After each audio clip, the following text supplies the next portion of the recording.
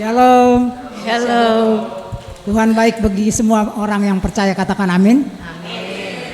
Tengok kiri kananmu, berikan senyum yang termanis. Katakan selamat bertemu lagi. Apapun yang terjadi dalam hidupmu, Tuhan bisa mengubahnya menjadi kebaikan. Kalau engkau percaya dan menyembah Tuhan yang baik, beri tepuk tangan dan sorak-sorai. Haleluya.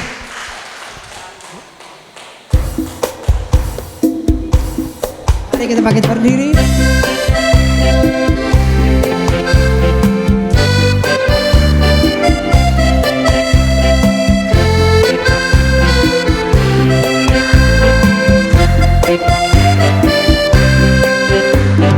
Bertemu dalam kasih-Nya, berkumpul dalam anugerah-Nya, bersukacita semua di dalam rumah Tuhan. Bertemu dalam kasih-Nya, berkumpul dalam anugerah-Nya, bersukacita semua di dalam rumah Tuhan. Oh, saudaraku dan saudariku, Tuhan cinta dan mengasihimu. Mari bersukacita semua di dalam rumah Tuhan. Bertemu dalam kasih-Nya, Berkumpul dalam anugerah-Nya, bersukacita semua di dalam rumah Tuhan. Oh, saudaraku dan saudariku, Tuhan cinta dan mengasihimu. Mari bersukacita semua di dalam rumah Tuhan. Oh, saudaraku dan saudariku, Tuhan cinta dan mengasihimu. Mari bersukacita semua di dalam rumah Tuhan. Mari bersukacita semua di dalam rumah Tuhan.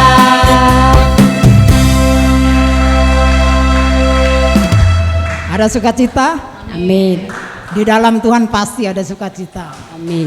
Mari kita mulai persekutuan doa ini dengan tanda kemenangan Kristus. Dalam nama Bapa dan Putra dan Roh Kudus. Amin. Selamat malam ya Bapak. Selamat malam Yesus. Selamat malam Roh Kudus. Kami mau mulai persekutuan doa ini. Berkati acara ini agar dapat berjalan dengan baik.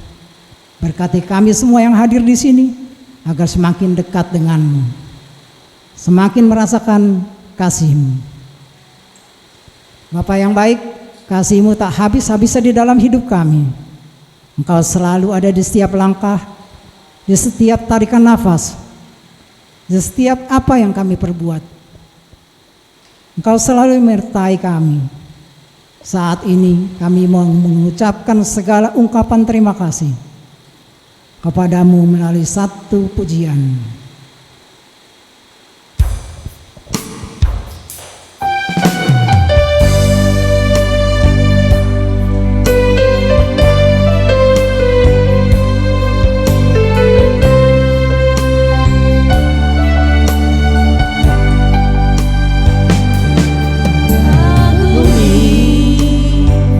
Caramu mencintaimu, Cerita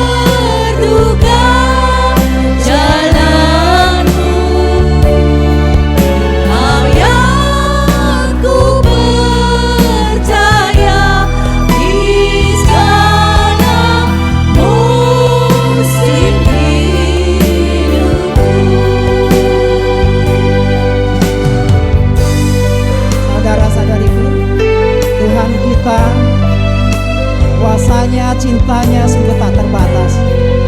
Bahkan di titik terendah Dia mengangkat kita. Begitu banyak pertolongannya yang tidak terduga, yang tidak pernah dipikirkan. Itu yang diperbuatnya. Dengan penuh rasa syukur katakan betapa kita kagum akan caranya.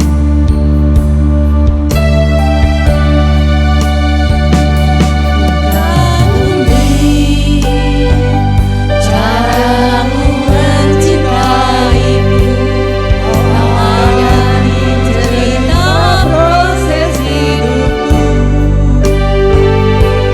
Di titik terendahku, kau hadir untuk mengangkatku. Kau menyelamatkan hidupku.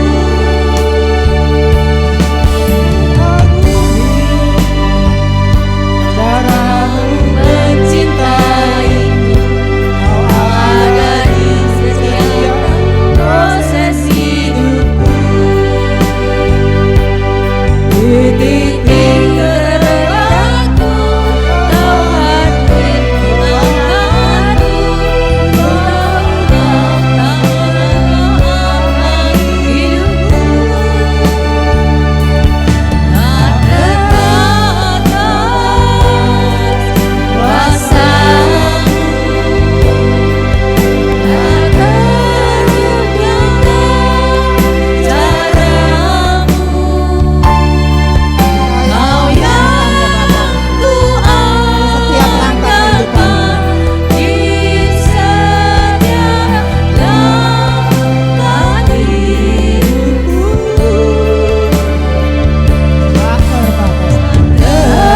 Terbatas kasih-Mu, tak terduga jalan-Mu. Kau yang ku percaya di segala musim hidupku. Ku percaya di segala musim hidupku.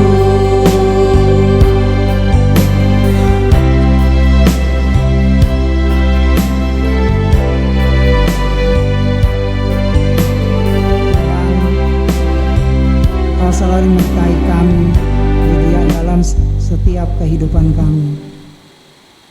Terima kasih atas segala berkat-Mu yang kami terima hingga saat ini. Terima kasih ya Bapa. Terima kasih ya Bapak. Terima kasih atas napas kehidupan yang boleh kami hirup hingga saat ini. Terima kasih Bapak. Terima kasih. Terima kasih Bapak atas kesehatan dan penyertaan-Mu sepanjang hari ini, sehingga kami boleh datang memuji menyembah Engkau. Terima kasih ya Bapak. Terima kasih Bapa. ya Bapak.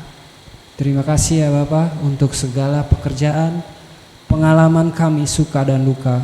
Terima kasih ya Bapak. Terima Terima kasih kasih ya ya Bapak.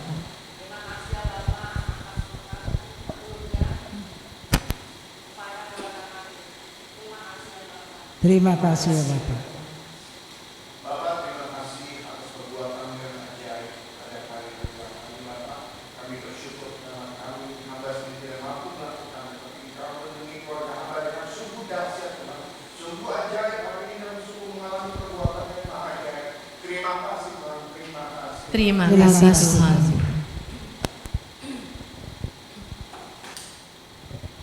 Kami bersyukur dan terima kasih Bapak. Kalau sampai saat ini kami masih ada, itu semua karena kasih-Mu dan anugerah-Mu yang begitu besar kepada kami. Terima kasih ya Bapak. Terima kasih ya Bapak. Terima kasih Bapak. Kami boleh hadir di tempat ini untuk bersekutu, memuji dan memuliakan nama-Mu.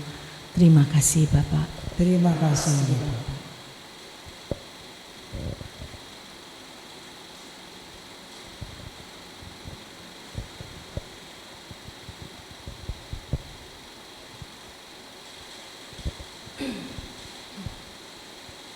Ya Bapa, masih banyak yang belum dapat kami ungkapkan rasa terima kasih pada saat ini. Namun kami percaya Engkau tahu apa isi hati kami, apa kedalaman isi hati kami. Engkau selalu menyertai kami sampai akhir zaman. Terima kasih, kami berdoa di dalam nama Yesus Kristus Tuhan dan Pengantara kami. Amin. Amin. Ya, kita percaya Tuhan adalah kekuatan kita, gunung batu kita. Dia adalah Mazmur kita. Padanya kita percaya.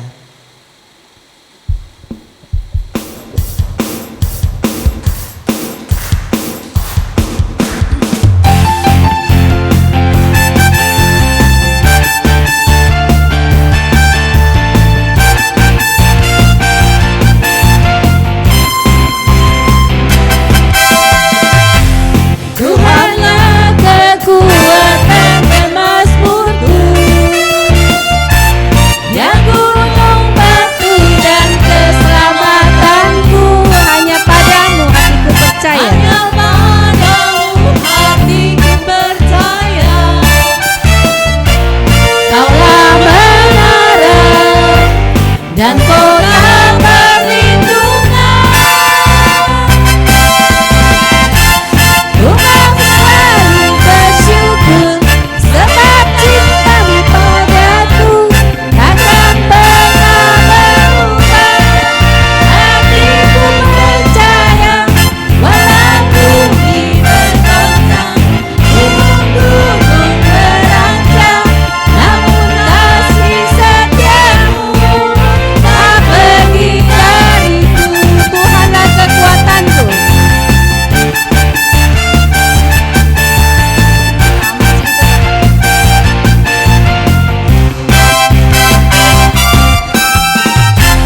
Tuhanlah kekuatan dan mazmurku, ya gunung batu dan keselamatanku.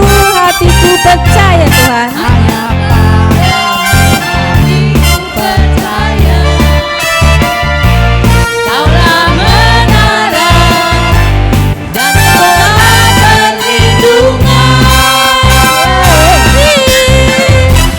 Tuhan selalu bersyukur sebab cintamu padaku takkan pernah berubah. Hatiku percaya walau bumi bergoncang, gunung-gunung beranjak, namun kasih setiamu tak pergi dariku. Ku mau selalu bersyukur Tuhan. Ku mau selalu bersyukur sebab cintamu padaku takkan pernah berubah. Hatiku percaya walau bumi bergoncang, gunung-gunung beranjak, namun kasih setiamu tak pergi dariku. Kasih setiamu tak pergi dariku. Kasih setiamu tak pergi dariku.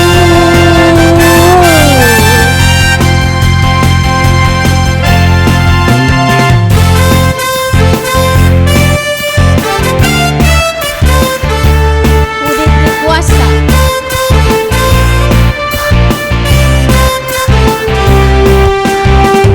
Diberi kuasa dari Raja Mulia, menaklukkan Menaklukkan musuh di bawah bawah kakiku.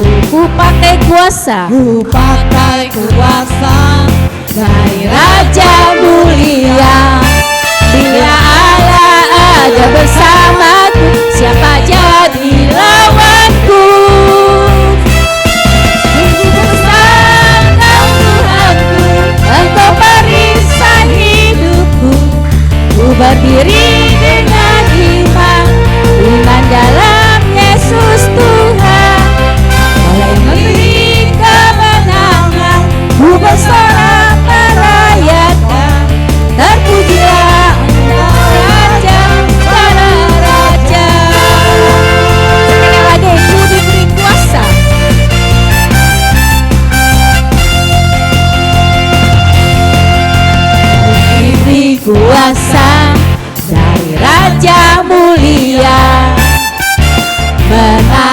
kalahkan musuh di bawah kakiku.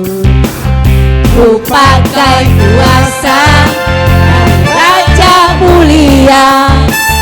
Bila Allah ada bersamaku, siapa jadi lawanku?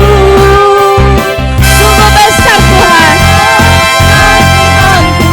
Engkau berikan hidupku. Ku berdiri dengan iman, iman dalam Yesus Tuhan. Kau yang memberi kemenangan, ku bersorak merayakan. Terpujilah Engkau Raja segala raja. Sungguh besar Kau Tuhanku. Engkau perisai hidupku. Ku berdiri dengan iman, iman dalam Yesus Tuhan. Kau yang memberi kemenangan, ku bersorak merayakan. Terpujilah Engkau Raja segala raja. Terpujilah Engkau Raja segala raja. Terpujilah Engkau, Kau Raja segala raja. Ore bersorak bagi Tuhan kita. Silakan duduk. Dari tadi berdiri pasti ngos-ngosan. Kita percaya saat kita berjalan, kasih Yesus senantiasa menyertai kita. Di setiap pergumulan kita tidak pernah takut, kita tidak pernah bimbang. Karena kita percaya Yesus selalu berserta kita. Dan kita juga percaya Yesus adalah penolong yang setia buat kita. Amin.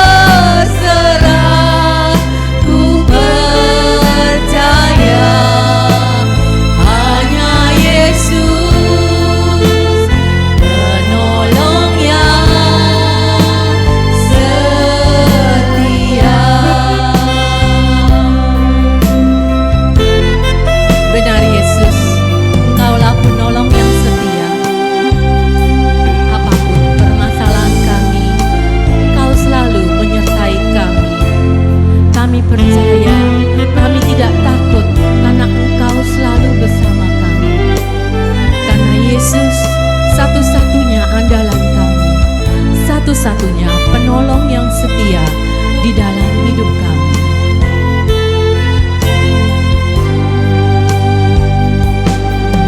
Saat ku berjalan, kasih-Mu menerangi langkahku.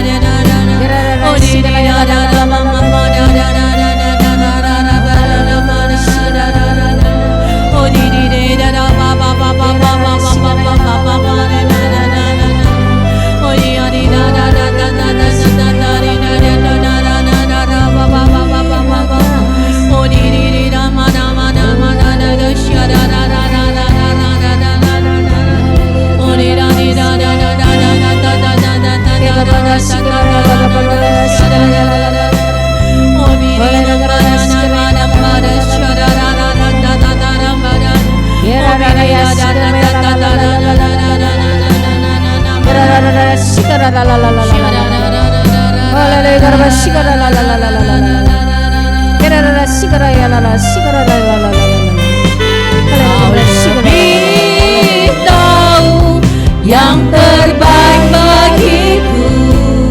Kau lebih sanggup pulihkan hidupku. Ku berserah, ku percaya hanya Yesus penolong yang setia.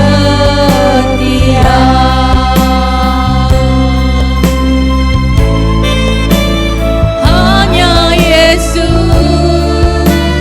penolong yang setia.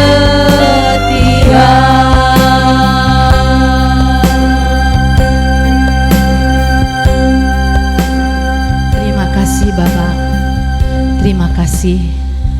Kami tahu Engkau sudah hadir di tengah-tengah kami, sudah melawat kami pribadi lepas pribadi. Sebentar lagi kami akan duduk diam di dekat kaki-Mu untuk mendengarkan sabda-Mu yang dibawakan oleh anak-Mu yang terkasih, Bapak Ferry Yusuf Lubis. Berkatilah bibir dan lidah beliau, sehingga setiap perkataannya sungguh berasal daripada-Mu. Kami percaya firman yang ditabur pada malam hari ini tidak akan pergi dengan sia-sia. Boleh ada di hati kami, di pikiran dan di jiwa kami. Boleh kami juga membagikan sukacita kami setelah mendengarkan firman-Mu. Beracaralah Bapa, kami siap untuk mendengar. Kemuliaan kepada Bapa dan Putra dan Roh Kudus, seperti pada permulaan, sekarang, selalu, dan sepanjang segala abad. Amin. Kami persilakan.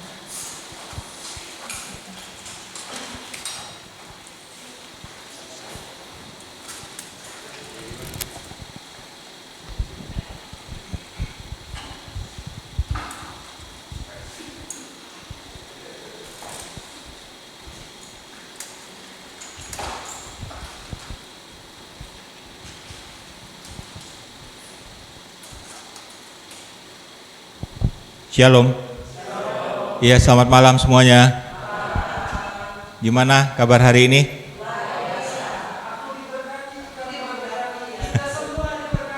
Amin. Kita semua diberkati. Ya, puji Tuhan, saya juga kabarnya baik, luar biasa. Sungguh bersyukur malam hari ini boleh hadir di tengah-tengah saudara. Nama saya Ferry Lubis. Ya, kalau dari namanya langsung tahu aslinya dari mana ya? Korea Utara. Iya, iya. Saya sudah menikah. Kami tahun ini akan merayakan berapa kira-kira? hampir tepat 31 tahun pernikahan kami. Ya, puji Tuhan. Saya berasal dari paroki Santa Teresia di Menteng, ya, tapi rumah saya bukan di Menteng. Sonoan dikit, daerahnya masih sama-sama elit di Tanah Abang, tapi yang ini elitnya ekonomi sulit. Sehari-hari saya bekerja di sebuah developer, jadi kami developer untuk pembangunan gedung-gedung perkantoran. Ada 7 gedung perkantoran, high-rise building yang sudah saya bangun di Jakarta. Saya bersyukur melalui pekerjaan ini saya juga masih boleh melayani Tuhan. Jadi saya melayani di Sekinah sebagai pewarta mimbar, juga pengajar evangelisasi, pengajar pembaruan karismatik Katolik yang SADR, BCM dan lain sebagainya itu. Kemudian saya juga melayani di Perhimpunan Sekinah Bina Insani di PSBI. Jadi yang ngurusin gedung-gedung itulah dengan rekening mereka yang begitu banyak. Saya juga melayani di BPN, Badan Pelayanan Nasional Pembaruan Karismatik Katolik Indonesia. Saya sekretaris 2 saat ini. Dan satu lagi saya melayani di komunitas Evata. Ini komunitas mantan pemakai dan pemerhati narkoba. Kalau ngelihat wajah saya yang keren ini, kira-kira saya mantan pemakai atau pemerhati narkoba? Kenapa, Bu? Pemerhati, makasih, Bu. Ada yang punya pendapat lain? Pemakai, iya. Jujur banget.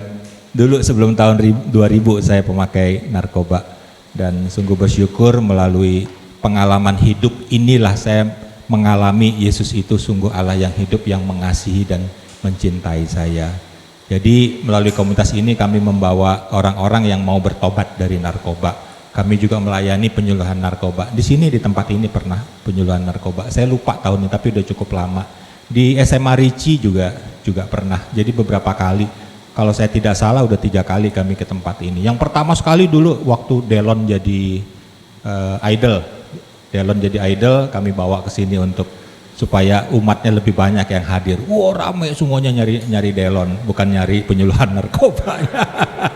Iya. Oke. Hari ini saya akan membawakan satu tema, yaitu iman yang menguatkan hidupku. Iman yang menguatkan hidupku. Saya ajak saudara untuk membuka permenungan ini dari 1 Yohanes 5 ayat 4. 1 Yohanes 5 ayat 4. Biasanya saya cari-cari di layar, tahu-tahu udah ada.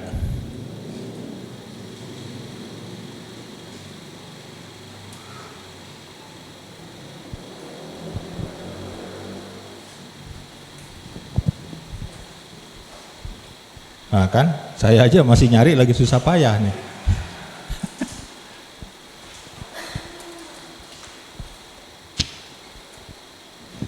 Makin tua Alkitabnya makin susah nyarinya.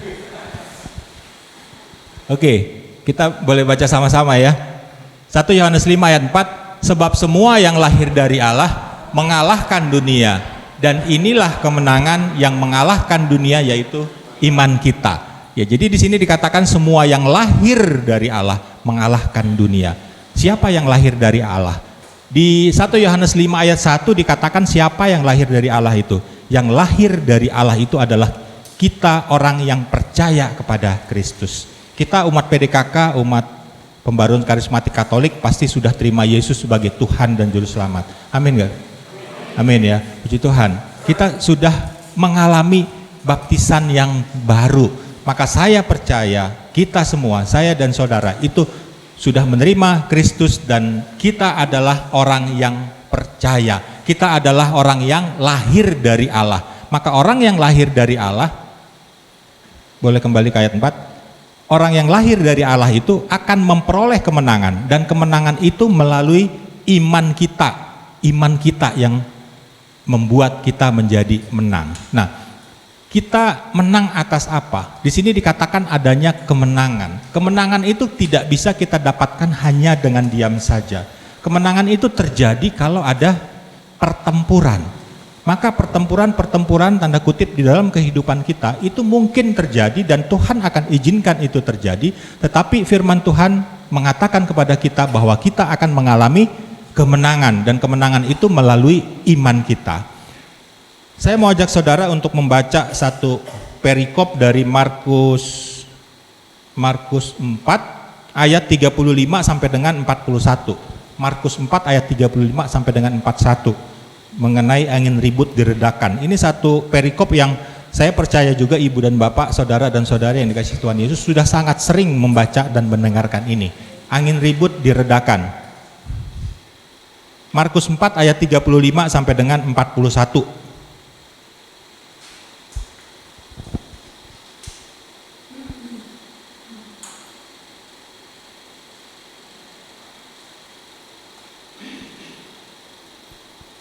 Iya, boleh minta tolong satu orang untuk membacakan bagi kita semua.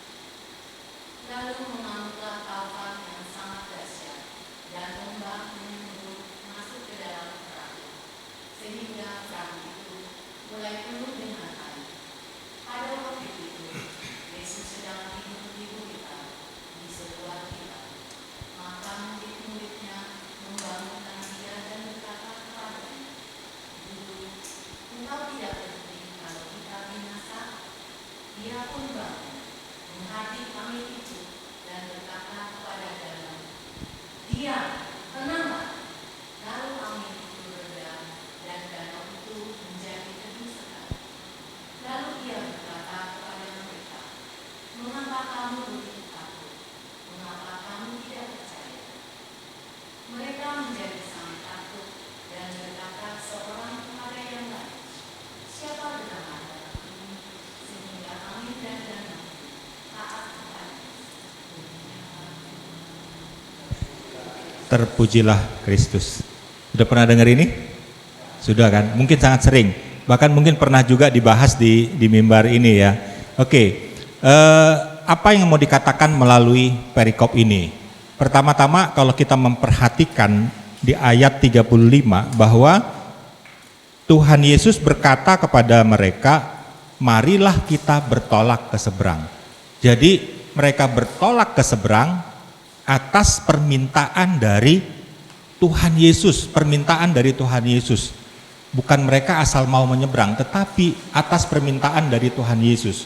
Kemudian di ayat 36 dikatakan mereka meninggalkan orang banyak itu lalu bertolak dan membawa Yesus beserta dengan mereka dalam perahu di mana Yesus telah duduk.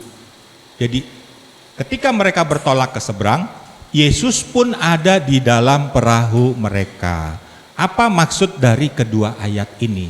Ibu dan bapak, saudara dan saudari yang dikasihi Tuhan Yesus, mungkin kita sudah jadi Katolik, udah ikut persekutuan doa lagi ya kan, tanda kutip gitu, lebih rohani dibandingkan orang-orang lain. Kita mungkin sudah berusaha benar sepanjang hidup kita, tetapi itu bukan berarti badai itu bisa senantiasa kita lewati. Kadangkala Tuhan akan izinkan badai itu terjadi walaupun kita sudah selalu hidup benar di mata Tuhan. Kita lihat di sini, walaupun ada Tuhan Yesus di dalam perahu mereka, walaupun Tuhan Yesus yang meminta mereka untuk menyeberang, tetapi mereka masih mengalami badai itu. Badai di dalam kehidupan kita itu seringkali Tuhan izinkan terjadi. Maka badai itu akan menghampiri kita. Badai itu mungkin permasalahan kesehatan kita.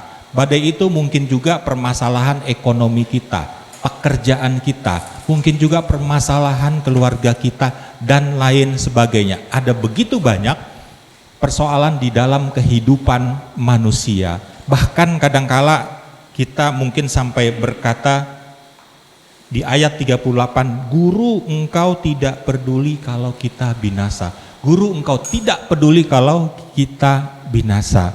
Karena apa? Karena persoalan demi persoalan itu menghampiri kehidupan kita. Sama seperti para rasul juga pada waktu itu. Ketika badai itu terjadi, mereka yang adalah nelayan-nelayan handal itu pasti sudah berusaha dengan kekuatan mereka sendiri, dengan berbagai cara, tetapi mereka tidak berhasil. Sampai mereka mengambil kesimpulan, guru, engkau tidak peduli kita binasa.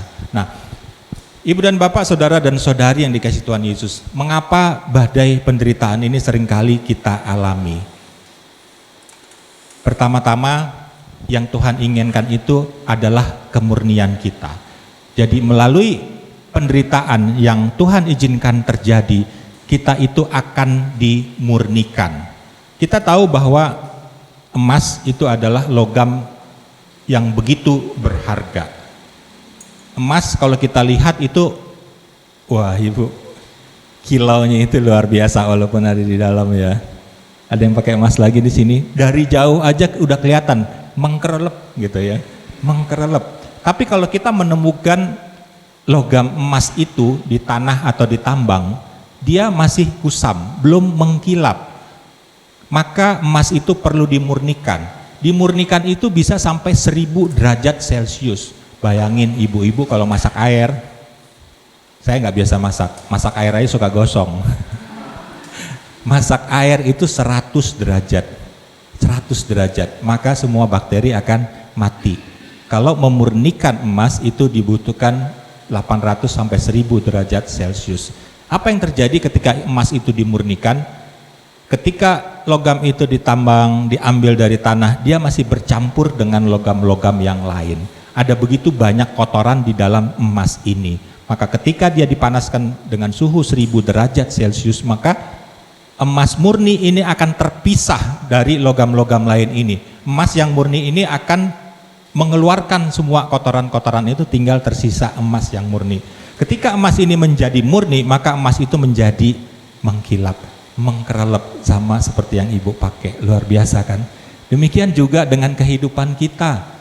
Kehidupan kita seringkali kita diizinkan terjadi sesuatu, entah itu sakit penyakit, entah itu pergumulan di dalam keluarga, apakah itu pekerjaan, usaha, dan lain sebagainya. Tetapi ada rencana Tuhan di balik itu, supaya kita dimurnikan, supaya semua dosa dan kejahatan dan semua hal-hal yang tidak berkenan di mata Tuhan itu dibuang, dikeluarkan dari diri kita. Maka kita menjadi, tanda kutip itu, menjadi emas yang murni. Kita menjadi indah di mata Tuhan. Ada begitu banyak cerita santo dan santa, tetapi terutama para rasul. Kalau kita ingat Rasul Paulus itu juga tadinya namanya Saulus. Saulus itu kerjaannya itu nyari-nyari orang yang percaya kepada Kristus. Dia kejar-kejar dengan orang-orang yang lain. Kalau di kitab suci kita baca pada waktu Stefanus itu dirajam, Saulus ada di situ menjadi saksi mata. Waktu itu Saulus datang ke Yerusalem, itu tujuannya adalah dia dari Damsyik, tujuannya ada satu, yaitu untuk mencari yang namanya SIM, surat izin membunuh pengikut-pengikut Kristus. Dia udah dapatkan itu. Maka dia mulai melakukan persekusi terhadap orang-orang Kristen. Tetapi apa yang terjadi dalam perjalanan menuju ke Damsyik, dia mendapatkan satu penglihatan. Dia menjadi buta. Dia bertanya, siapakah engkau? Aku adalah Yesus yang engkau aniaya itu.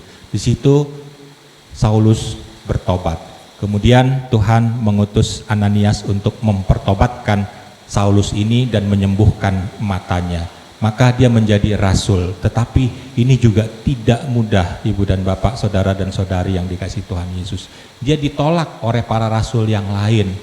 Kemudian kita juga kalau baca di kitab suci, itu ada begitu banyak penyiksaan, penderitaan. Dia dipukuli, dimasukkan ke penjara yang paling dalam, karena dia terus mewartakan mengenai Kristus. Tetapi kita tahu dia begitu indah di mata Tuhan. Sama di mata kita pun Saulus itu berubah menjadi begitu indah. Kita bisa melihat surat-surat Rasul Paulus itu begitu luar biasa. Tuhan izinkan ini terjadi pada Saulus yang akhirnya menjadi Saulus. Yang kedua, kenapa Tuhan izinkan ini terjadi? Karena saat melewati badai, kita itu akan bertumbuh. Kita akan mengalami pertumbuhan. Badan kita bertumbuh. Ibu dan bapak dulu dari bayi, ya. Jadi anak kecil itu bertumbuh, membutuhkan makanan, nutrisi, oksigen, dan lain sebagainya. Demikian juga dengan rohani kita. Rohani kita itu juga perlu bertumbuh supaya semakin hari kita semakin beriman, semakin percaya kepada Tuhan Yesus. Saya ajak saudara untuk membaca Roma 8 ayat 28. Roma 8 ayat 28.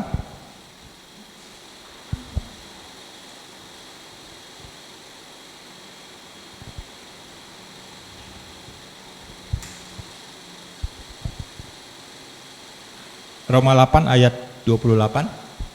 Silakan yang mau bacakan.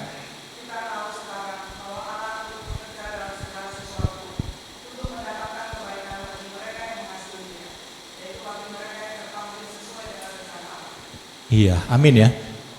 Kita tahu sekarang bahwa Allah turut bekerja dalam segala sesuatu untuk mendatangkan kebaikan bagi mereka yang mengasihi Dia, yaitu bagi mereka yang terpanggil sesuai dengan rencana Allah.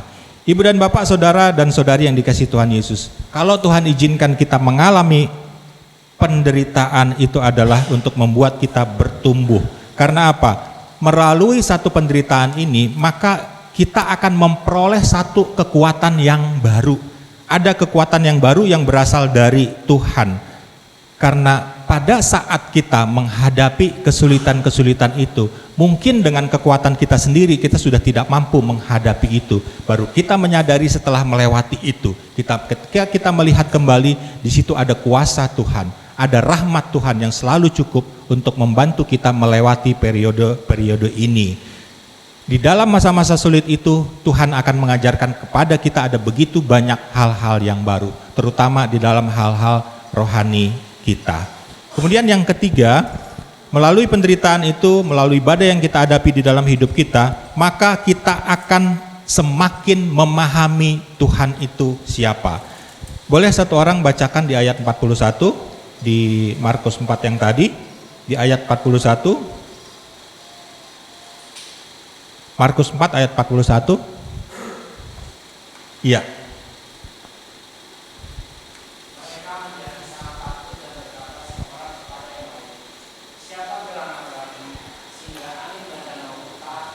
Ya.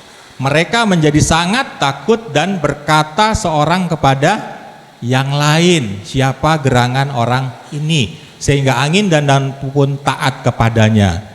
Tadi pada waktu menghadapi badai, mereka nggak sanggup menghadapi itu, mereka mengatakan, Guru, engkau tidak peduli kita binasa. Tetapi ketika mereka membangunkan Yesus, maka Yesus menghardik badai itu dan angin pun menjadi, danau pun menjadi tenang. Tetapi Yesus bertanya, kenapa engkau tidak percaya? Dan ketika danau itu menjadi tenang, Tuhan Yesus katakan seperti ini. Para murid itu berkata seorang kepada yang lain, siapa gerangan orang ini sehingga angin dan danau pun taat kepada dia. Kita melihat bahwa mereka mengalami penyataan kuasa Allah. Dia mengalami sesuatu yang tidak dialami oleh mungkin ratusan atau ribuan orang yang baru mendapatkan pengajaran dari Tuhan Yesus. Kita tahu sebelum menyeberang, Yesus itu memberikan pengajaran. Ada begitu banyak orang di situ, tetapi yang diajak menyeberang itu hanya sedikit orang. Yang sedikit inilah yang mengalami badai. Yang di darat itu tidak mengalami badai, hidupnya selalu tenang. Tetapi yang ikut Tuhan Yesus itu mengalami badai, tetapi melalui itu mereka melihat penyataan kuasa Allah. Dan melalui badai yang mereka alami itu, mereka melihat Yesus itu tidak lagi seperti mereka memandang Yesus pada waktu mereka di darat.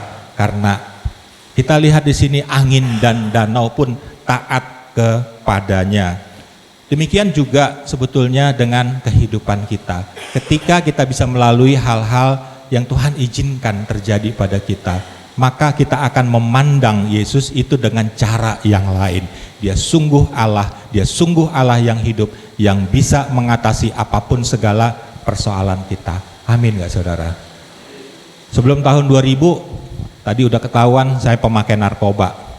Tahun 2000 Tuhan selamatkan saya, puji Tuhan. Ceritanya agak panjang tapi saya singkat aja. Tahun 2000 saya mengalami sakit, mengalami kelumpuhan, dan disitulah saya berdoa dan Tuhan sembuhkan saya. Sejak saat itu sampai hari ini saya lepas dari narkoba. Apa yang pertama kali saya lakukan setelah saya sembuh narkoba? Saya setiap pagi itu berangkat ke gereja. Setiap pagi. Saya waktu itu masih di paroki MBK, Maria Bundar Karmel. Begitu datang masuk ke gereja, waduh, ngelihat umatnya nggak terlalu banyak. Kemudian saya perhatiin lagi, umatnya mohon maaf kok tua-tua gitu ya, cuman saya doang yang muda di tahun 2000 itu. Ya udah nggak apa-apa, yang penting saya mendapatkan apa yang saya rindukan, yaitu apa? Hosti. Yang saya percaya itu adalah tubuh dan darah Kristus sendiri. Maka setiap pagi saya mengambil hosti itu, menerima itu, dan saya mendapatkan kekuatan dari Tuhan Yesus. Malam harinya, satu hari bisa berlalu, saya mengucapkan syukur, saya sujud kepada Tuhan Yesus. Terima kasih Tuhan, satu hari boleh berlalu. Besok paginya saya berangkat lagi ke gereja, gereja yang jam 6, misa jam 6. Kemudian saya menerima hosti lagi. Saya percaya itu adalah tubuh dan darah Kristus, itu memperkuat kehidupan saya. Malam harinya saya sujud lagi, saya bersyukur. Itu terus saya lakukan sampai beberapa minggu, sampai beberapa bulan. Setelah itu saya merasa diri saya sudah kuat. Saya merasa saya sudah bisa kembali kepada kehidupan yang normal. Maka saya berangkat ke kantor saya. Ini pekerjaan yang sudah terbengkalai cukup lama. Udah lama saya mengkonsumsi narkoba, saya dari tahun 95 sampai tahun 2000 itu hampir 6 tahun. Awal-awal pekerjaan nggak terbengkalai, tapi terakhir-terakhir itu udah hampir nggak ngurusin pekerjaan sama sekali. Tapi harapan saya begitu besar, karena apa? Saya tahu saya sudah mengalami Yesus sebagai Allah yang hidup. Dan saya tahu yang punya perusahaan ini orang Katolik. Direktur utamanya juga orang Katolik. Maka saya menghadap kedua orang ini. Saya sharing dengan penuh sukacita gitu ya. Bagaimana saya dulu terikat oleh narkoba dan Tuhan Yesus selamatkan saya. Waduh, rasanya itu udah membagikan kasih Tuhan yang luar biasa. Tetapi kedua orang ini hanya diam aja. Bahkan di akhir cerita saya, setelah mereka ngomong basa-basi, mereka hanya mengatakan, "Fer, kamu silahkan mengundurkan diri." Aduh, rasanya gimana ya, sakitnya tuh di sini. Baru aja bertobat, baru aja cinta-cintanya sama Tuhan Yesus, malah dipecat dari pekerjaan. Tapi waktu itu belum begitu banyak dirubah oleh Tuhan. Hidup doa sudah baik, tapi firman Tuhan itu belum banyak merubah saya. Maka keegoisan saya, keakuan saya itu masih begitu tinggi, kesombongan saya juga begitu. Maka saya pergi aja keluar, saya ambil gaji-gaji yang belum terima, kemudian ada kendaraan dinas juga katanya boleh dibalik nama, ya puji Tuhan. Saya ambil semua, kemudian saya keluar dan berpikir tanpa mereka saya pun bisa sukses. Itu tekad saya. Maka saya mencoba berbagai macam usaha. Usaha ini karena duit kurang gitu ya. Sementara mau buka usaha di mana-mana, saya cari partner bisnis, mitra bisnis. Satu-satu dalam 1 tahun itu, wah itu perkembangannya begitu pesat. Rasanya tenang hidup ini. Saya pikir, tanpa mereka juga saya bisa dapat duit begini kan. Saya pikir begitu. Tetapi apa yang terjadi pada tahun yang kedua? Satu persatu usaha itu drop. Sampai akhirnya semuanya bangkrut.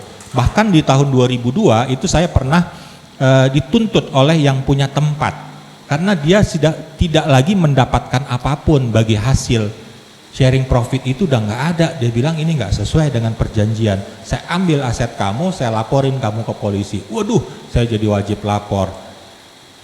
Itu membuat saya akhirnya menjadi stres, saya depresi. Saya begitu ketakutan karena sedang dilaporkan polisi. Kemudian saya juga nggak tahu masa depan hidup saya itu seperti apa, karena udah semuanya habis uang saya. Nah ketika itulah saya juga pada akhirnya mengalami sakit. Saya mengalami sakit, saya pikir cari dokter yang bagus dong.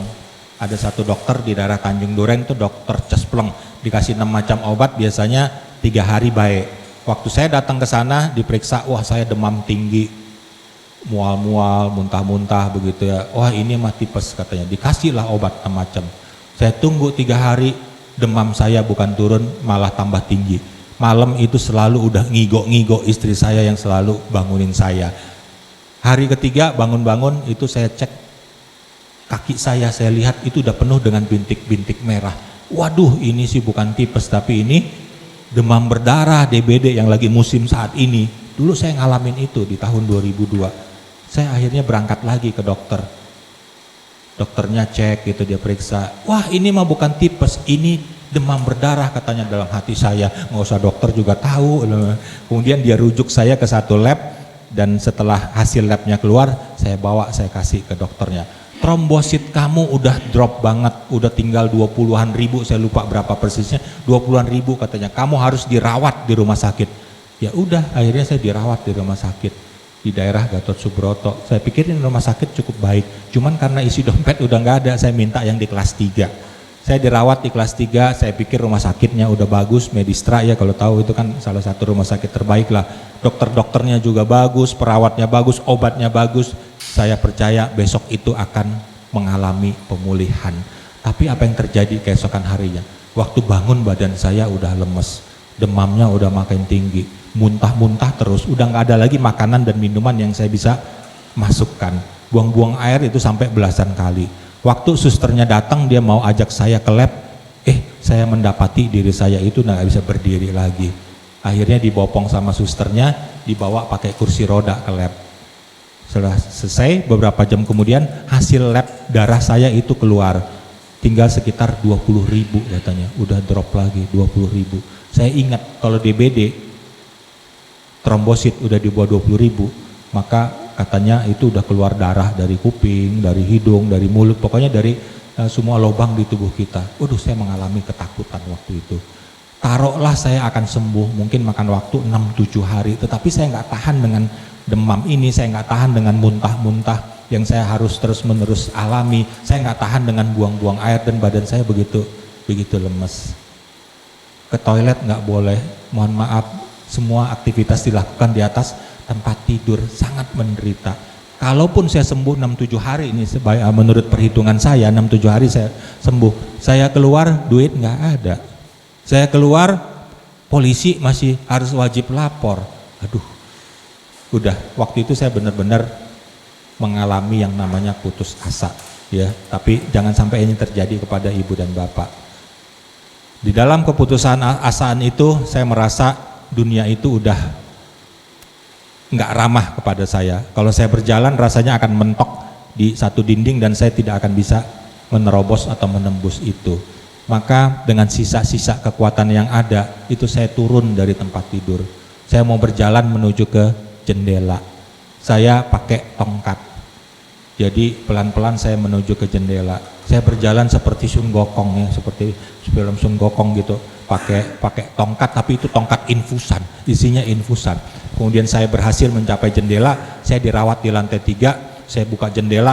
Pas mau saya lompat, saya lihat ke bawah, aspalnya kayaknya keras. Aduh, kalau aspalnya keras, tingginya nanggung, saya bukannya gim, malah kaki saya patah, tangan saya patah, dibawa lagi ke sini, tapi udah di gips, tangan kaki di gips.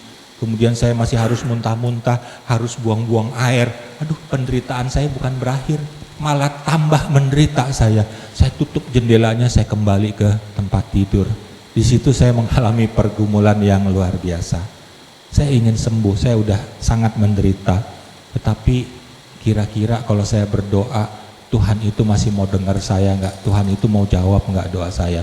Makin lama makin sakit. Udah akhirnya saya putuskan, saya berdoa. Saya minta ampun kepada Tuhan Yesus. Saya minta ampun dan kemudian saya katakan, Tuhan, saya sudah tidak kuat dengan penderitaan saya. Tolong sembuhkan saya. Puji Tuhan, nggak lama setelah itu saya merasakan hadirat Tuhan yang begitu kuat. Dia mengasihi dan mencintai saya. Disitulah pertama kali di dalam hidup saya mengalami Yesus itu sungguh adalah Tuhan. Ketika kita datang melalui doa aja, ketika kita datang kepada Dia itu sungguh mengasihi saya. Dan itu saya rasakan pada siang hari itu, siang hampir sore hari pada waktu itu. Dan itu memberikan satu kekuatan yang baru bagi saya. Saya yakin Yesus itu ada, Yesus itu mencintai saya.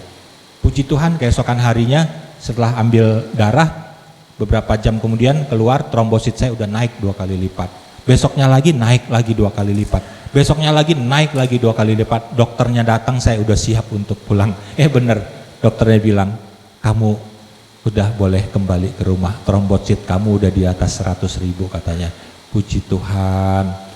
Itulah yang peristiwa yang membuat saya pada akhirnya itu mempunyai pemahaman yang baru. Sejak hari itu saya selalu mencari wajah Tuhan. Ya, misa pagi, doa, firman, terus saya pelajari dengan baik.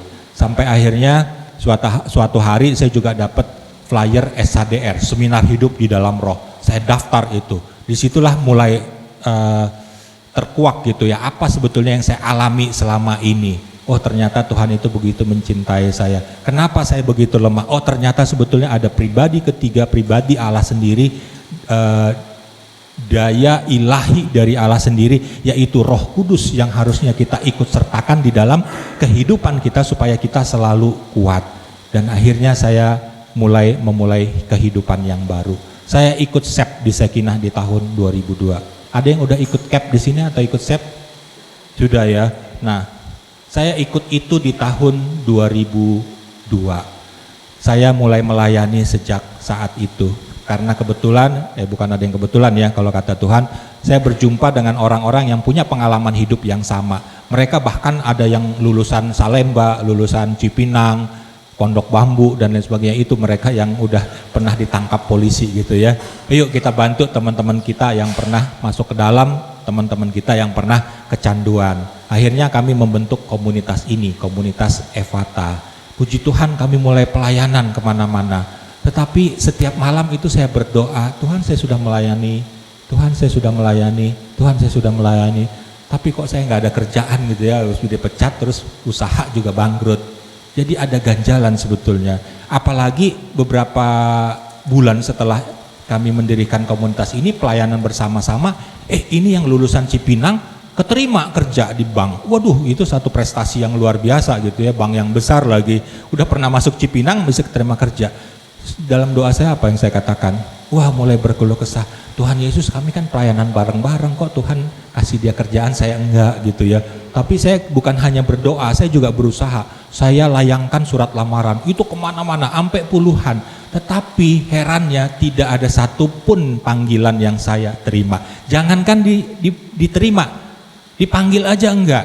Bahkan terakhir-terakhir saya setiap kali nulis surat lamaran, itu udah di bawahnya itu gaji yang saya harapkan terserah, udah berapa aja gitu. Jadi kalau saya dibayar UMR pun nggak apa-apa, mungkin ya di bawah itu pun nego aja, nggak masalah buat saya. Itu betul-betul sebetulnya saya udah merendahkan diri. Karena apa? Saya jelek-jelek gini lulusan ITB, Institut Teknologi Bandung. Saya jurusan teknik sipil. Waktu itu pengalaman kerja udah lumayan. Saya waktu itu baru selesai bangun Menara Kadin. Nah ketika itulah mulai itu karena entertain dan di entertain orang, mulai itu jatuh di dalam dosa yang begitu luar biasa. Tetapi pengalaman kerja saya ini itu mendukung saya sebetulnya untuk mendapatkan pekerjaan yang layak buat saya. Lulusan ITB juga saya tahu itu nggak ada yang hidupnya susah. Ini kok saya jadi pengangguran. Udah gitu saya tinggalnya di rumah mertua lagi waktu itu, karena istri saya nggak mau lagi kembali ke rumah yang lama. Rumah kami di daerah Kebun Jeruk itu ya, daerah Kemanggisan. Mertua saya di Kemanggisan. Rasanya itu hidup nggak enak ya. Mohon maaf, barangkali ibu dan bapak dulu waktu muda ada yang pernah tinggal di rumah mertua? Tinggal di rumah mertua ya. Musuh paling membuyutan itu adalah mertua dan menantu sebetulnya. Enggak juga ya, ya puji Tuhan mengalami kasih Tuhan dengan mertuanya. Tapi saya mengalami itu ada rasa-rasa nggak enak, risih. Udah gitu kan jam makan jelas ya, jam makan jelas, jam 12 harus makan. Tetapi saya nggak ada kerjaan, bingung gitu. Doa udah habis 1 jam, firman Tuhan udah dibaca, baru jam 10. Aduh, saya nyanyi-nyanyi lagi deh. Lihat jam, baru jam 11, lapar udah luar biasa, tapi duit nggak ada. Duit untuk beli makanan nggak ada. Bakso lewat tok, mau panggil juga nggak ada duit, pakai kris juga nggak bisa waktu itu, QRIS. Ya udah, ya bisanya apa? Memuji Tuhan aja. Ku tak membawa apapun juga. Udah nggak punya apa-apa gitu kan, nyanyi lagi ya. Nggak berasa jam 12, wah jam 12 waktunya makan, langsung nyanyinya lain lagi. Soraklah haleluya. Wah, soraklah haleluya. Iya, buka pintu kemudian ke ruang makan. Jam 12 sudah tiba. Ibu dan Bapak, saudara dan saudari yang dikasihi Tuhan Yesus, saya nggak ada kerjaan lain kecuali saya melayani Tuhan. Tetapi itu betul-betul memukul saya. Karena apa? Kalau saya harus ke Sekinah, kalau saya harus melayani, itu karena nggak punya uang, itu saya minta sama istri saya. Sama istri saya dikasih nggak? Dikasih 20.000, tapi bayangkan orang model kayak begini isi dompetnya 20.000. Itu hampir nggak ada sisa pada waktu pulang di sore atau malam hari, itu udah nggak ada sisa. Ya Tuhan, tapi nggak apa-apa. Saya berusaha untuk setia untuk melayani Tuhan. Jadi apapun panggilan pelayanan pada waktu itu ya, belum jadi pewarta waktu itu, cuman kami dengan komunitas udah masuk ke beberapa penjara dan kami bukan komunitas yang berada, sehingga pewartaan itu dihandle oleh kami semua ganti-gantian. Tetapi pelayanan apapun juga kami pasti berangkat pada hari itu juga. Saya berusaha untuk setia walaupun kadangkala malas itu datang gitu ya. Sampai akhirnya di tahun 2004 saya ingat suatu hari handphone saya itu nyala. Handphone saya nyala, ada satu nomor cantik yang menghubungi saya. Saya tahu nomor cantik ini adalah nomor bos saya yang dulu mecat saya, si direktur utama ini. Tapi namanya udah nggak muncul di handphone saya karena saya sudah hapus namanya. Tujuan saya untuk menghapus dia dari kehidupan saya sebetulnya. Karena saya marah dan dongkol gara-gara dia saya jadi susah. Tapi sebetulnya gara-gara dia nggak saya susah. Bukan, karena kesalahan saya menggunakan narkoba selama 6 tahun. Tetapi ketika itu berbunyi, ngapain nih orang nelpon lagi, paling mau minta tolong nih dalam hati saya. Waktu saya mau tutup, saya ingat firman Tuhan, kita harus mengampuni. Akhirnya saya terima juga. Waktu saya terima, dia bukan hanya nomor handphonenya yang cantik, tetapi mulutnya juga begitu manis. Wah, dia ngomong panjang lebar, ngerayu saya, sampai dia bilang, Fer, kamu saya dengar udah pelayanan kemana-mana ya, hebat loh katanya. Tapi Fer, kamu tahu nggak, ayah saya tuh udah sakit 2 tahun lebih. Kamu mau nggak, Fer, datang doain? Dalam hati saya dongkol, udah mecat gua, suruh datang ngedoain orang tuanya lagi. Waduh, kesel gitu ya. Tapi Tuhan Yesus ajarkan kita untuk mengampuni. Akhirnya ya saya iyakan aja. Iya, oke, saya nanti sore ke sana dengan teman-teman saya, termasuk itu yang udah keterima kerja itu kan, itu partner saya di dalam pelayanan. Akhirnya malam hari kami datang ke satu rumah. Waktu saya datang, saya masuk, itu kaget ngelihat kondisinya karena memang udah kurus kering, udah hanya bisa terbaring. Dia di kamarnya di atas di lantai 2. Udah kurus kering, udah sakit komplikasi 2 tahun lebih. Garuk-garuk dong karena nggak tahu ini mau ngapain Tuhan kirim saya ke sini. Biasanya pelayanan saya orang-orang kecanduan narkoba, itu sih udah luar kepala lah apa yang harus saya lakukan, ya tentu dengan kuasa Tuhan juga. Tetapi ini ketemu dengan om seorang tua yang sudah mengalami sakit. Ya tapi udah kami jalan aja. Saya coba sharing.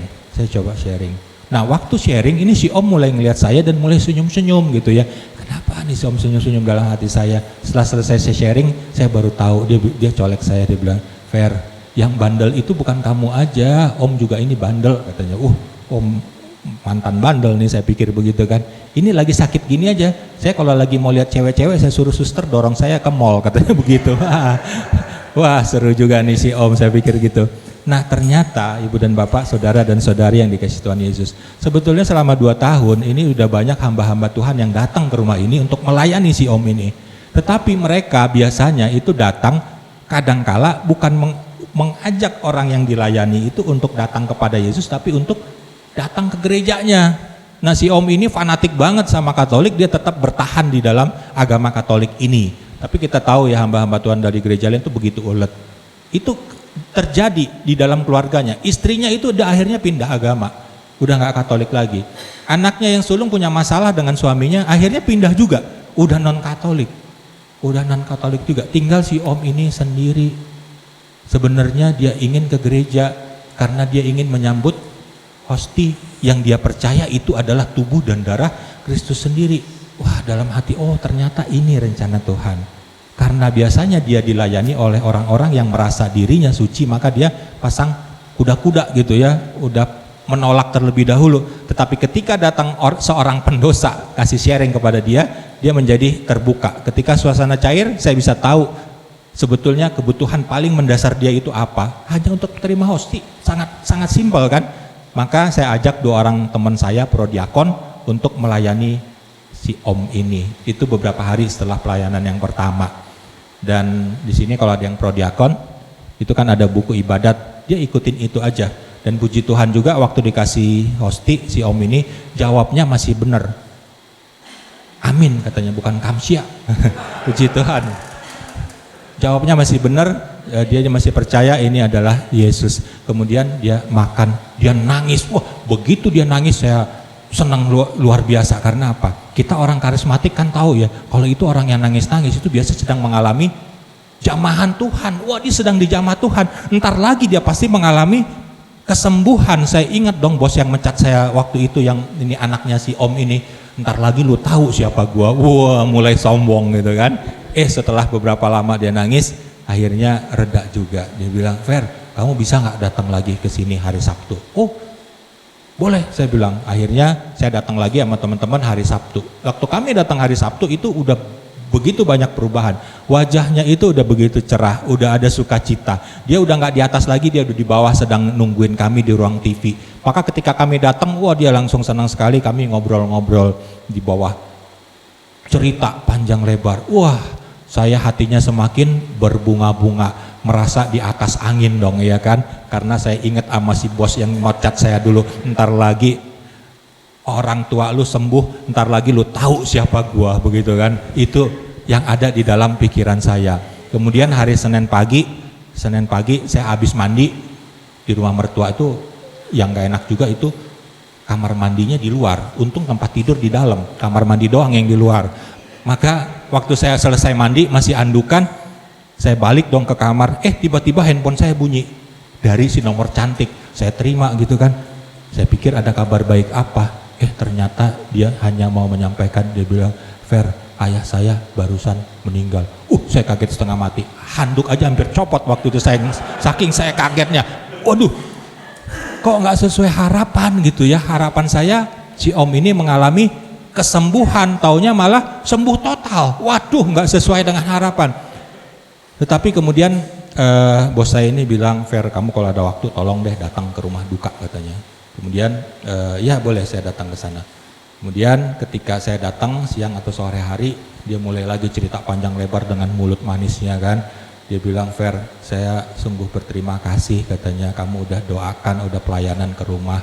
Karena beberapa hari ini saya lihat ayah saya itu mengalami perubahan yang luar biasa. Waktu meninggal ada di hadapan saya," katanya, "dan saya sekarang percaya ayah saya itu udah gak sakit lagi karena dia sudah ada bersama-sama dengan Tuhan Yesus." Rupanya dia sangat berterima kasih justru dengan apa yang dialami oleh ayahnya ini. Dia bilang, "Fer, nanti kalau acara udah selesai semua, kamu tolong datang ke kantor," katanya. "Oh siap," saya bilang. Akhirnya selesai semua, beberapa hari kemudian saya datang dong menghadap dia ke kantor.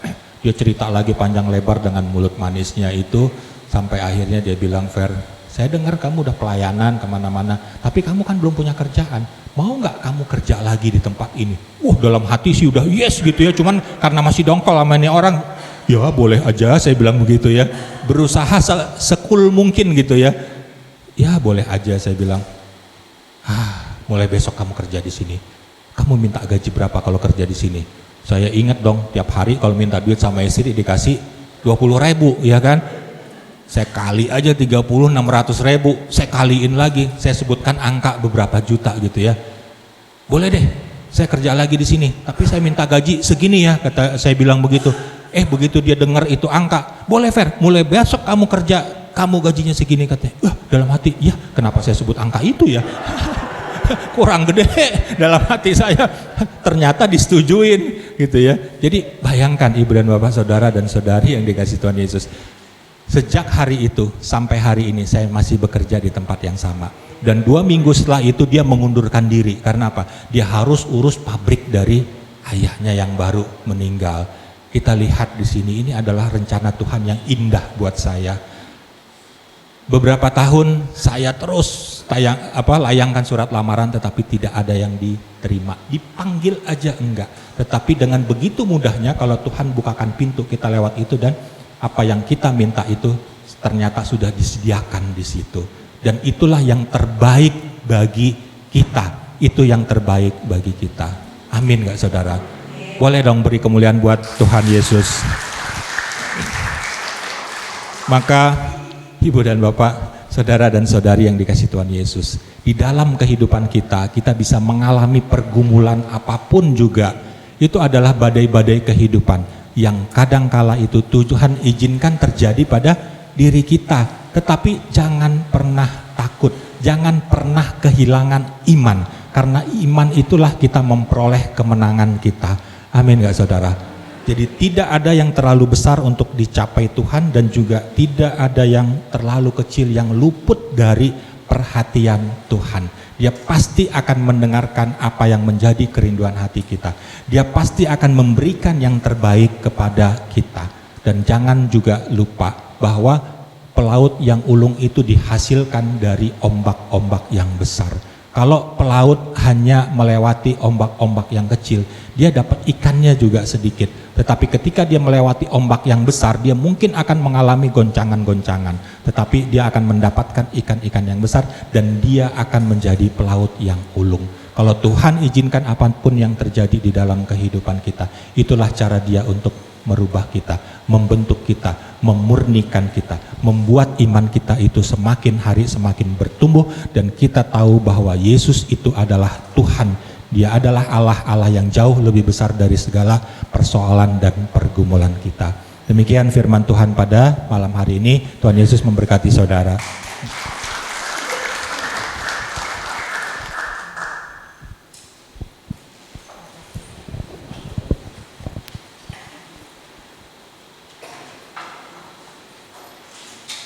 Terima kasih untuk Bapak Ferry Yusuf Lubis yang sudah memberikan firman-Nya pada malam hari ini. Kita berikan kemuliaan buat Tuhan. Saat ini kita ingin memberi dari hasil usaha kita, pemberian yang kita berikan akan berkenan di mata Tuhan dan untuk kemuliaan Tuhan.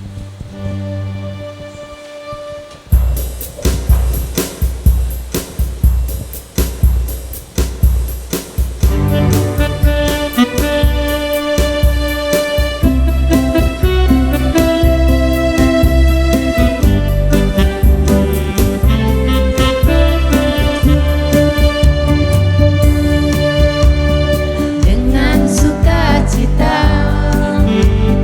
ku berikan padamu, terimalah persembahan sebagai rasa syukurku atas kebaikan-Mu Tuhan dan perlindungan-Mu, berkat yang Engkau berikan tak pernah berhenti. Atas kebaikan-Mu Tuhan dan perlindungan-Mu, berkat yang Engkau berikan tak pernah berhenti dalam hidup kami.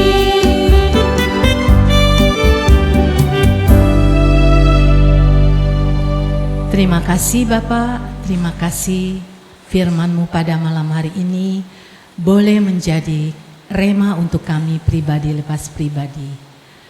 Kalau semua yang kami alami boleh kami lewati, itu karena kemurahan hati-Mu, karena kasih setia-Mu.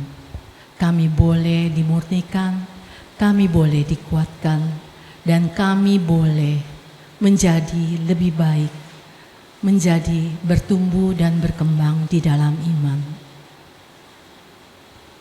Terima kasih untuk firman yang dibawakan oleh Bapak Ferry Yusuf Lubis pada malam hari ini. Kiranya Bapa di surga memberkati setiap pekerjaan, setiap pelayanan, setiap kesehatan, maupun juga setiap apapun yang dilakukan Bapak Ferry Lubis untuk memuliakan nama Tuhan. Dimanapun Bapak Ferry Lubis berada, nama Tuhan tetap dipermuliakan. Saat ini Bapak, kami ingin satukan hati kami. Kami ingin berdoa secara spontan untuk wujud-wujud doa yang akan kami hantarkan ke hadapan-Mu. Bagi Bapak Ibu yang ingin berdoa secara spontan, kami persilakan. Ya Bapak, terima kasih. Kami mau berdoa untuk para pastor di paroki kami, Pastor Purnomo, Pastor Geris, dan para suster FSGM di paroki kami. Kiranya Bapak senantiasa memberkati para pastor, para suster. Berikanlah mereka sukacita, kesabaran di dalam mengembalakan umat-Mu. Marilah kita mohon, kabulkanlah doa kami ya Tuhan. Ya Bapa, kami mau berdoa untuk kesembuhan dan kesehatan yang bagi yang sakit. Pastor Sandro, Andi Nicholas, Jessica, Ibu Ayin, Ibu Paywen, Ibu Farida. Mohon berikan kesembuhan dan kesehatan bagi yang sakit. Marilah kita mohon. Kabulkanlah doa kami ya Tuhan.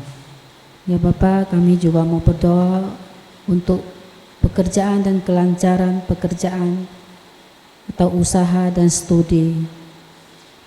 Untuk Santi, Felix Sujanto, Kristianto, Matthew Jeffer Wijaya, mohon berikan yang terbaik dalam setiap kerinduan anak-anak-Mu di dalam pekerjaan, usaha, dan studi. Marilah kita mohon. Kabulkanlah doa kami ya Tuhan. Ya Bapa, kami juga mau berdoa untuk keluarga kami, untuk teman-teman kami, dan orang-orang yang kami kenal yang telah pergi mendahului kami. Secara khusus kami akan berdoa untuk Laurencia Janet Wijaya, Bapak Benediktus Budi Rukun, Ibu Benedikta Tan Ginhwa, Bapak Pui Sehian, Ibu Johanna Chandra, Ibu Kim Hwa, Bapak Li Tek Hwa, Ibu Lim Amnyo, Bapak Mu Chin Piao, Ibu Suryana Setia Wijaya, Bapak Petrus Hengki Samsudin Sujanto, Ibu Angela Gabriela, Stefanus Teddy Setiawan, Dominik Immanuel Irfantono Suprapto, dan Ibu Nori yang baru saja Engkau panggil. Ya Bapak, kami percaya mereka yang telah mendahului kami saat ini sudah berada di rumah Bapa, sudah diberikan kedamaian abadi, kebangkitan badan, dan kehidupan kekal untuk mereka. Dan mereka juga boleh menjadi pendoa bagi kami yang masih berziarah di bumi ini. Marilah kita mohon, kabulkanlah doa kami ya Tuhan. Ya Bapa, kami sebentar lagi akan berpisah satu dengan yang lain. Kiranya Bapa berkati perjalanan pulang kami, tibakan kami di rumah dengan selamat, tanpa kekurangan suatu apapun, untuk berkumpul bersama keluarga kami. Kami serahkan istirahat malam kami ke dalam tangan kasih-Mu. Biarlah pada malam hari ini kami boleh beristirahat dengan baik. Esok pagi Bapak izinkan kami bangun dengan tubuh jasmani dan rohani kami yang sehat untuk melakukan aktivitas kami masing-masing. Demi Kristus Tuhan dan pengantara kami yang hidup dan berkuasa, kini dan sepanjang segala masa. Amin. Dalam nama Bapa dan Putra dan Roh Kudus. Amin.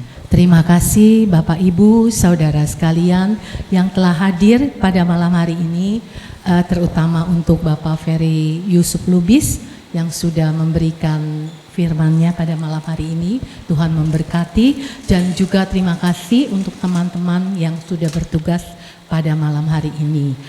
Untuk Senin mendatang 17 Juni karena itu Idul Adha, potong kambing, kita libur ya.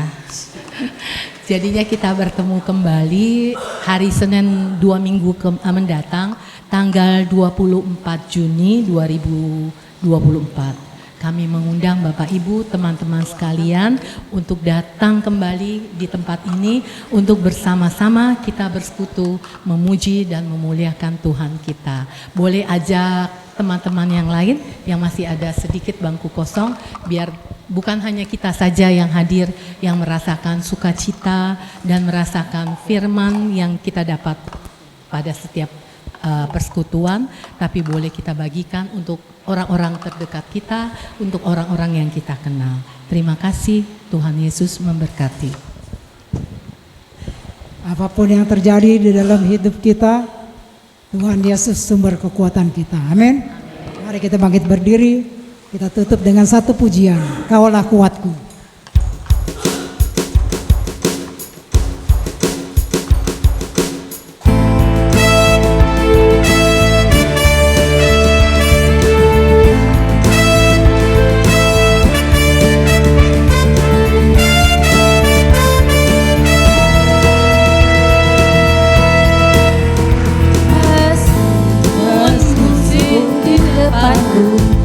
Rintangan menghadapi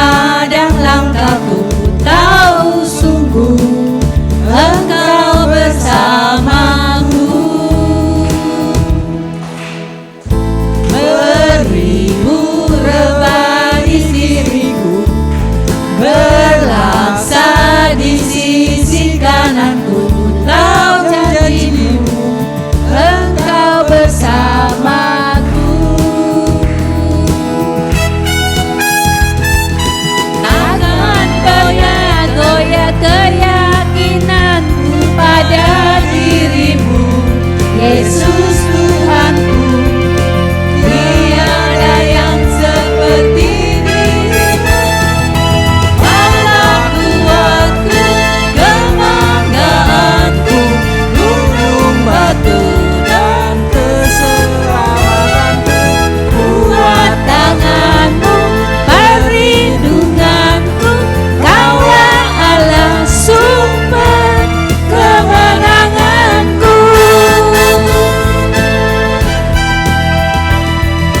Jangan goyah kebanggaanku, gunung batu dan keselamatanku. Kuat tanganku, perlindunganku, Kaulah Allah sumber kemenanganku. Sumber kemenanganku, sumber kemenanganku. Terima kasih. Sebelum kita bersantap sedikit, boleh Bapak Ibu maju ke depan. Kita akan foto bersama dengan Bapak Ferry. Dipersilakan Bapak.